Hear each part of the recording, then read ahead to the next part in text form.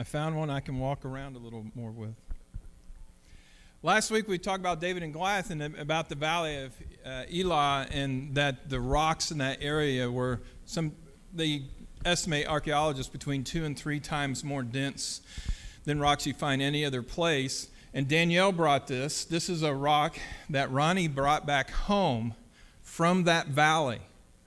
And so I'm just going to pass it around. You can kind of look at it. Just please, if I mess up, don't throw it at me. But you'll notice the amount of weight in this rock. Here you go, Virgil. I'm just.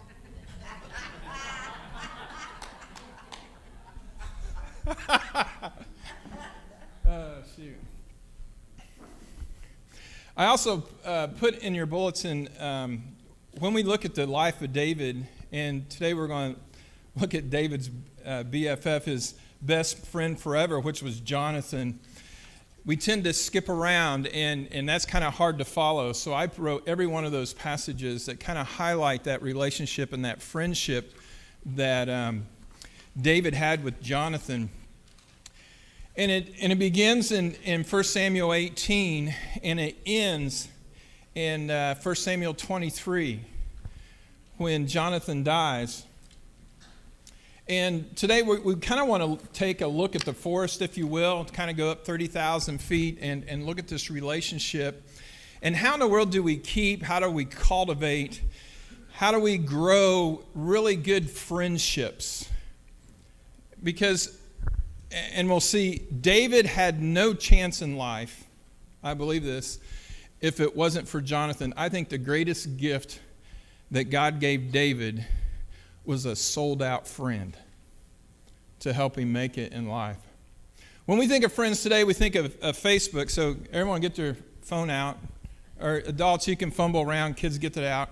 So kind of shout out to me how many friends you got. And we'll see who has the most friends this morning. How many friends do you have? Help me out. 0. Come on, guys, look at your phone. It's real quick. It says it right on the front page of your thing. 900. Awesome. That was Bryce? No? Oh, okay. I looked, and Tammy had to help me out to find where they were located. But I have 1,127 friends. The average youth from the age of 18 to 27 has around 300 friends. If you're older than that, it means you're old. If you're older than that, you usually have about 200 friends. But that makes sense, doesn't it? The older you get, the more your friends die off. You get less and less friends. But have you ever gone back and I looked at that, and we're driving up here, and I'm thinking, so I'm going through that list. I didn't know I had that many friends, and I'm thinking, who in the world is this person? I don't even know him. And then you're going through and you say to yourself, I know you said this, I need to unfriend this one. You ever been there? They got some really crazy posts going on and stuff like that, and I gotta unfriend them. But Facebook has become the standard of what friendship is about. And it's more about connections than actually relationships. But that's how we identify our worth, so to speak. So if you really want to have a goal, they'll cap it at 5,000. So if you can get up to 5,000 friends, that's all you're allowed to have in this life. It's 5,000, according to Facebook.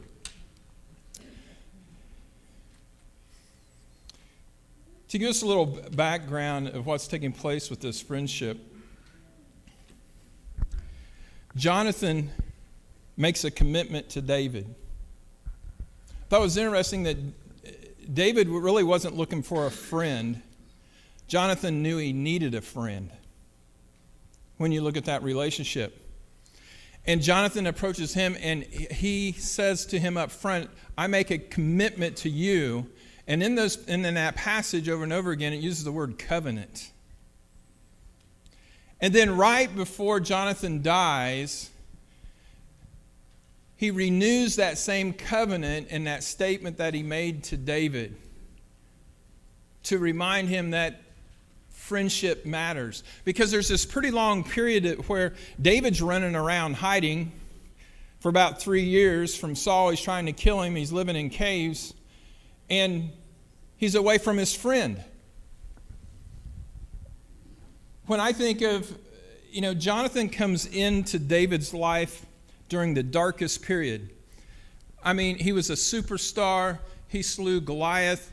He's on a world tour. Saul's got him running around. He's going out and doing the rah-rah stuff with all the military. He's putting him out front to win battles and everything else. And he comes back in. Saul takes him into the palace. He's living there. Everything's going great. Jonathan comes up and sees that he needs a friend during the darkest hour of his life. Because all of a sudden, they're trying to kill him. Now, how many have a friend that's trying to be murdered or killed? You ever think about that? You ever have a friend, though, that lives in a really violent area?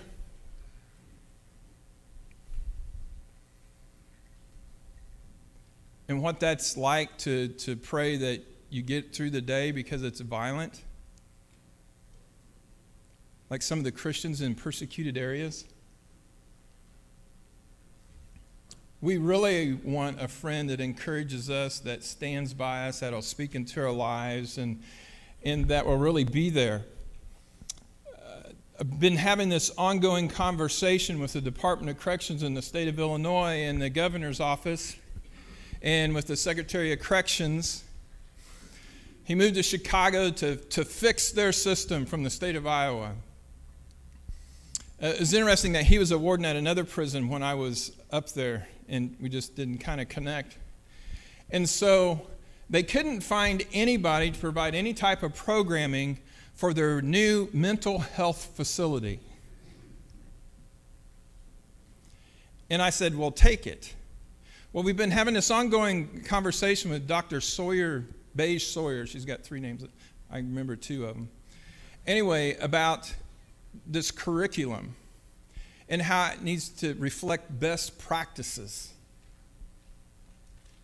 And it touched on these 5 areas and how it has to be cognitive and everything else. And it finally got to a point that I just interrupted everybody and I said, listen, it does not make any difference whatever we're teaching anybody here.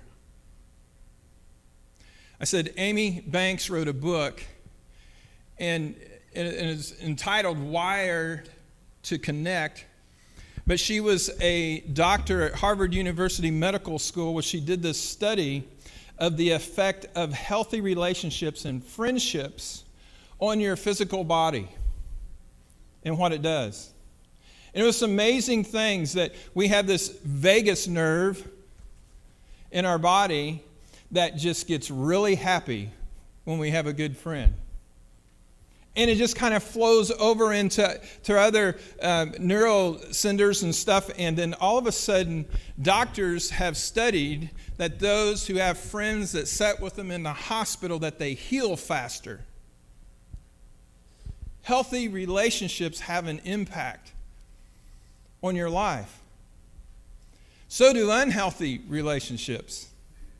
Has the complete physically opposite. Your body begins to deteriorate. And the Bible refers to it this way in Romans. Try to get this.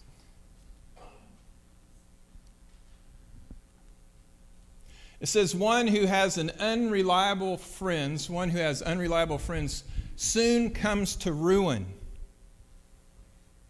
It's just not, we're not just talking about influencing us to do bad things. It's just also those relationships physically harm us. When Nathan was in Children's Mercy Hospital, when he was born down at neonatal intensive care, do you know you can go down there, and this is a great thing if you need something to volunteer and do. If you go into the neonatal intensive care unit, there's all kinds of parents that abandon their children, and so they hire volunteers to go in and rock babies. Because that physical touch matters and brings healing. Proverbs also says in 17:17, it says, a friend loves at all times, and a brother is born for a time of adversity. What he's saying is, he's saying, we all know we're going to have adversity in life, but he's also saying that if you don't have a brother to walk with you, you're not going to make it in life. It's a struggle. That incredible loneliness. In Genesis, when you go back to Genesis, we have this phrase we see over and over again. God, he creates the animals and, the elephants and all this stuff. And at the end of the day, he says, man, this is good. He puts the stars up and the waters and parts, the different things. And he says, boy, this is good. And we see that over and over again. Then all of a sudden, there's a phrase that surprises us. After he's created Adam, in chapter 2, he says, this is not good. And what was not good? That he should be alone. So do you ever think about that? When we're created in God's image, we're not only created to be in relationship with him, but we're also created to be in relationship with each other. That matters. And it has this tremendous impact on our lives. So this morning I want to talk about three things. How in the world can, when we look at Jonathan and David's life, how do we create a good friendship? And true friendship is built on commitment, not convenience. In 1 Samuel, it talks about when Jonathan made that commitment to David, he said they made a covenant. There are three elements to a covenant. There is a sign, there's a sacrifice, and there is a spoken agreement. Those three things in every covenant. There's a sign, there's a sacrifice, and there's a spoken agreement. So the sign was, the scripture tells us that when Jonathan wanted to declare his friendship and commitment to David, you have to realize here's a prince of a kingdom, talking to a shepherd boy. He takes off his royal robe and his tunic, and he also gives David all of his armor and his weaponry and says, this is yours now. He was publicly saying, this is my friend. Sometimes when we display who our friends is, it's a little awkward. I know in Haiti they do this, and most African countries and a lot of other countries. I remember the first time in Kenya, I'm walking along, a bunch of guys walking down the street, and all of a sudden, guys on both sides grab my hand, and we're holding hands walking down the street, and I'm going, oh my gosh, it weirded me out. But over there, only men hold hands. And they purposely only did that when people were around, so that they could let everybody know, this is my friend. And that it matters. This friendship. The sacrifice it's very subtle, but Jonathan gave up the throne. He gave up his kingdom.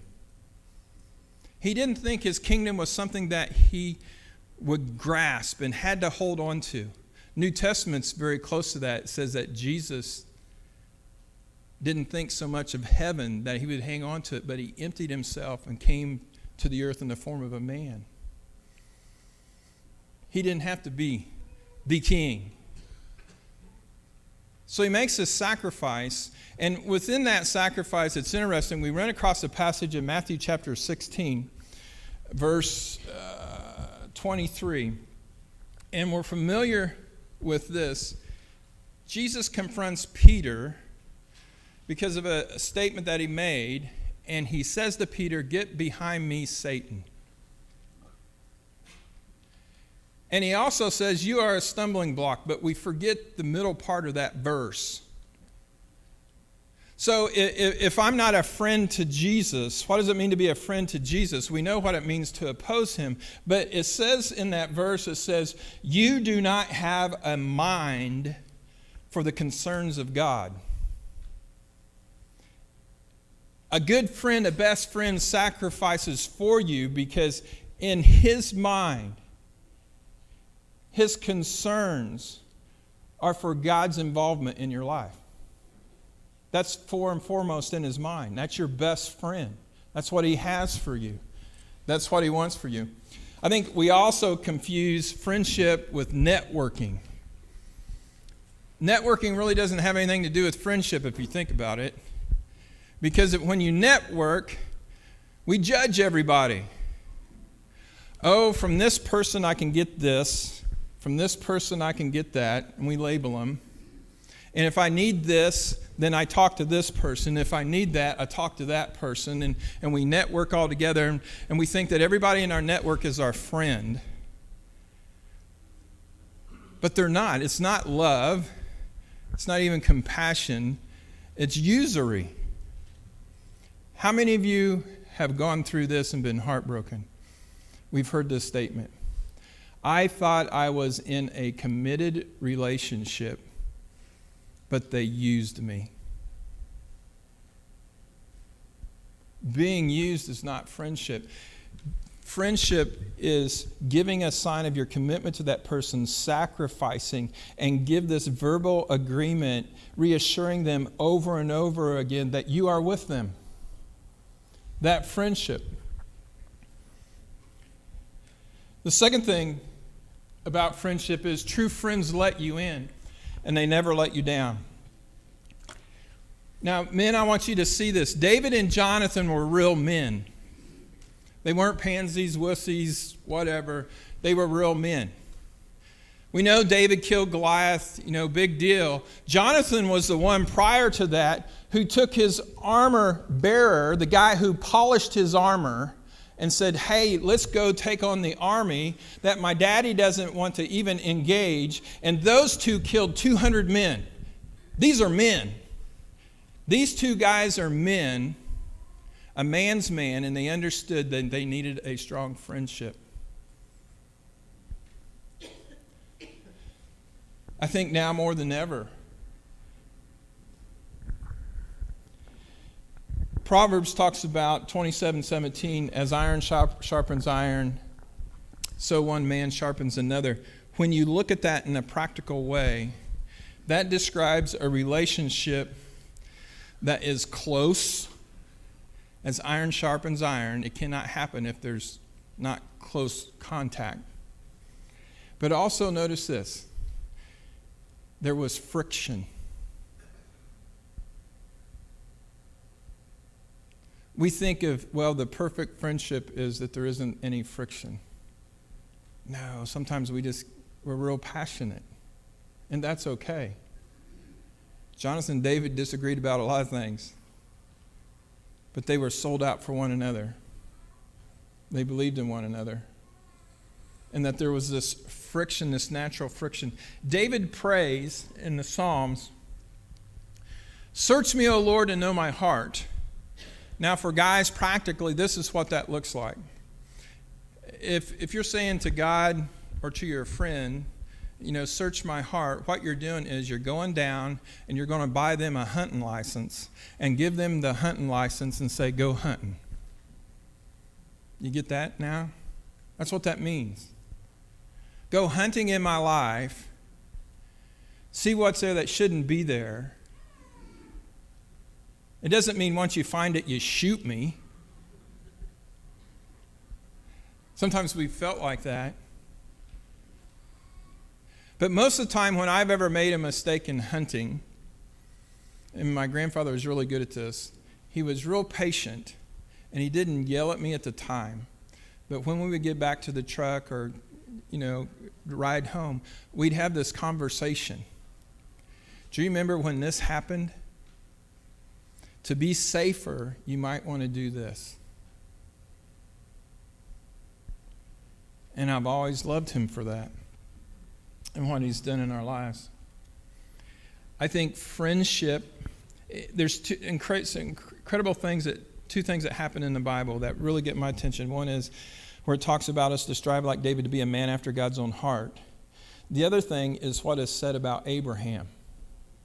In James it says, Abraham believed and it was accredited to him as righteousness, and he was called God's friend.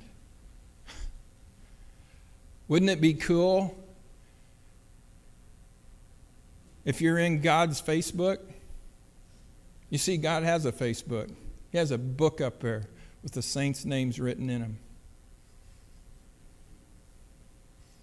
And he likes them so much that it's just not something that he glances at. He walks with us side by side every day because he's my friend. And he wants that friendship and that relationship, no matter what's taking place. Here's the last thing. True friendship is built on a common passion. C.S. Lewis said it this way. I love this. When we talk about, C.S. Lewis had a lot of horrible things happen in his life, and Tolstoy was his best friend. They got together, and Tolstoy says, I would have never written Lord of the Rings if it wasn't for C.S. Lewis. They would get together, write stuff, and they'd argue back and forth. And he writes this, friendship is born at the moment when one man says to the other, what, you too?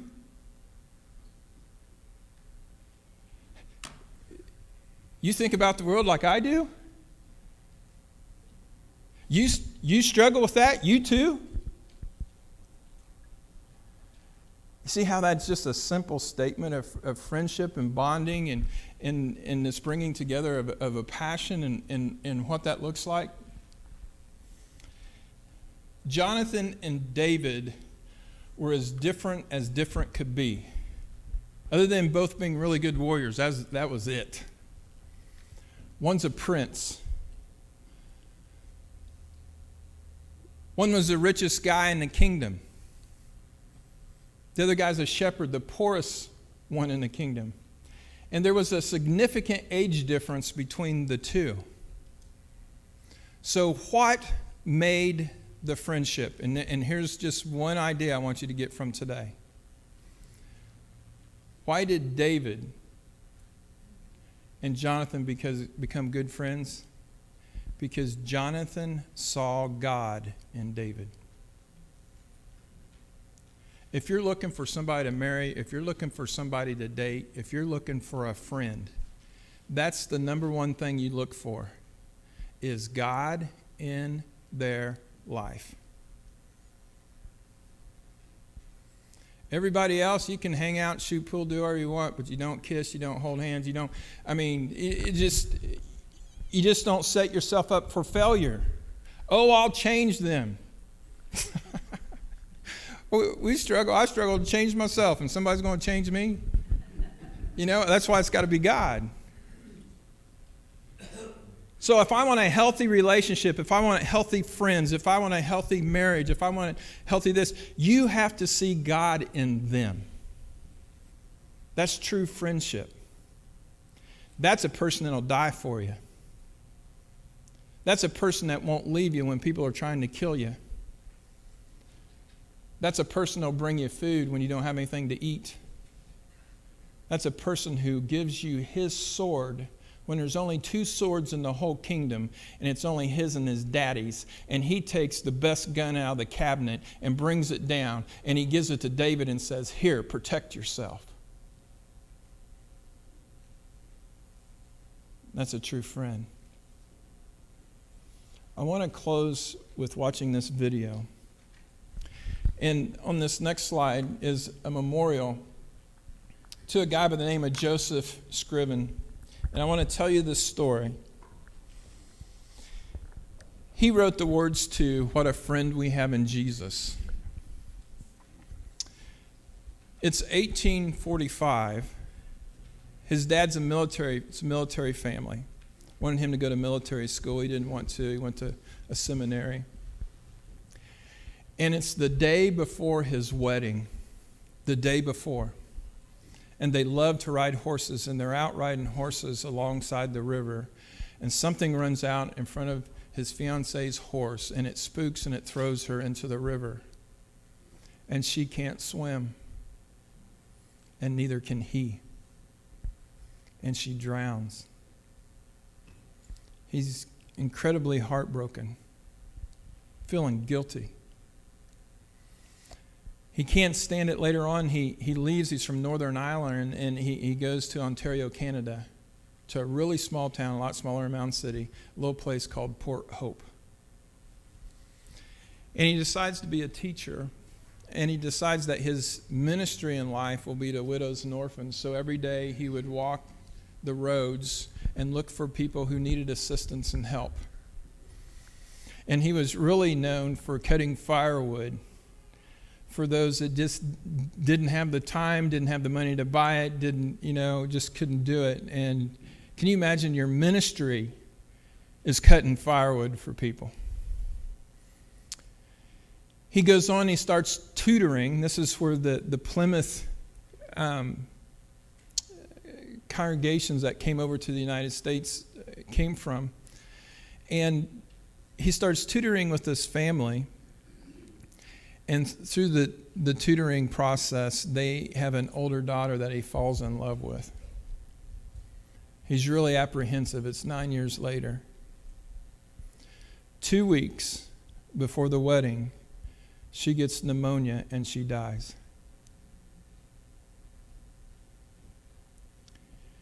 It's a year later, he's still dealing with the pain, and he writes a poem to his mother. And that is the words to What a Friend We Have in Jesus.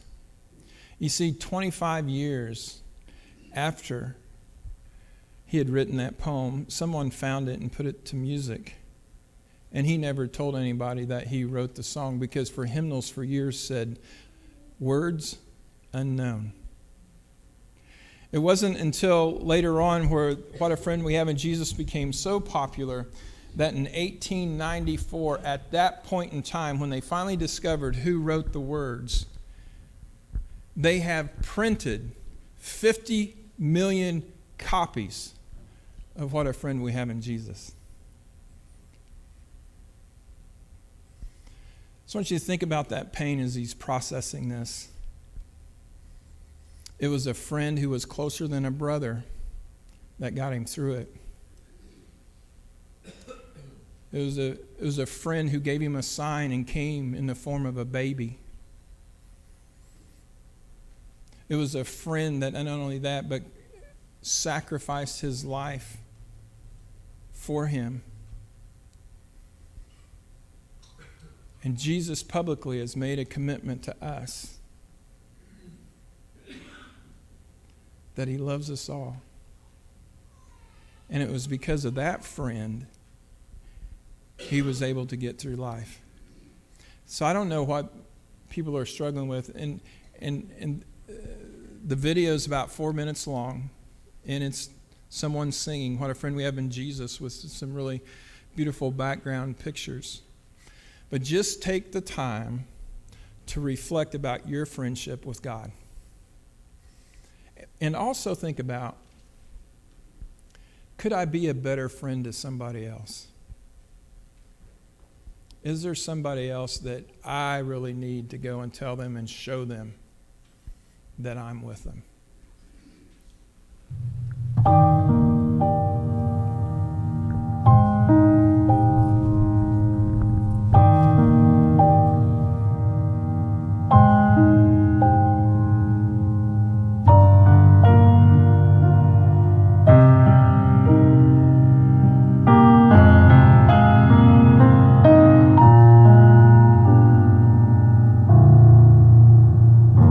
What a friend.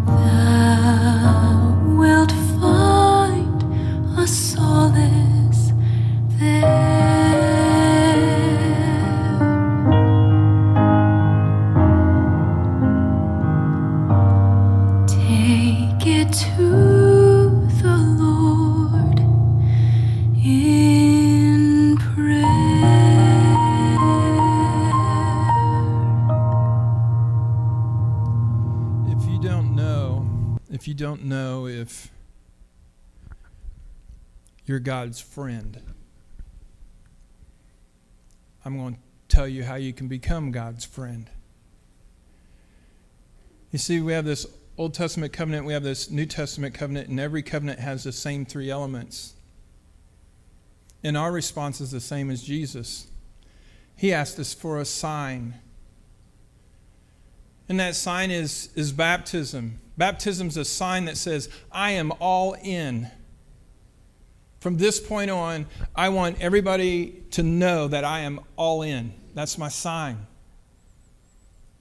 I'm making this commitment. But what does it say about sacrifice? Romans says to present your bodies as living sacrifices, to live out your life helping God establish his kingdom here on earth.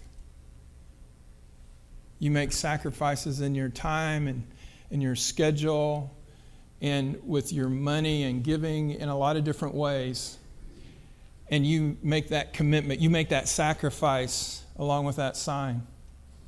And then we do something all the time. We say, do you believe that Jesus is the Christ, the Son of the living God? And we make a spoken commitment in front of people. Yes, I'm all in. We speak it, we live it, and we become a part of it. The sign, the sacrifice, that's the covenant we make back with Jesus. The cool thing is we don't have to come up with the blood. He's done that for us. So you join me in prayer. Father, this morning I just pray for those that they might be confused. Maybe this is new to them.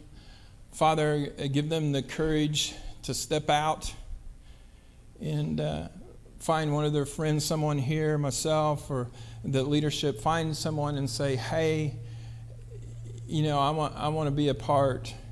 I want to be God's friend. And I'm willing to give a sign and a sacrifice and a commitment that I'm all in. Father, encourage them in some way to follow through. God, for all the rest of us, remind us how great a friend you are to us. And Father, help us to evaluate our friendships with others and how we can make those better. Father, I'm so thankful for Jonathan's relationship with David. I'm so thankful that it was a friendship that helped him become a great king. And Father, I'm so thankful that your friendship can help us become a great Christian. Be with us this week. In your name we pray. Amen. God bless. Have a great week.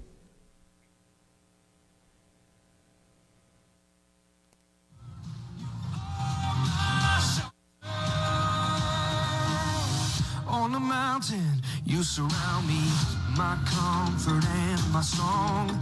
Your promise is my refuge.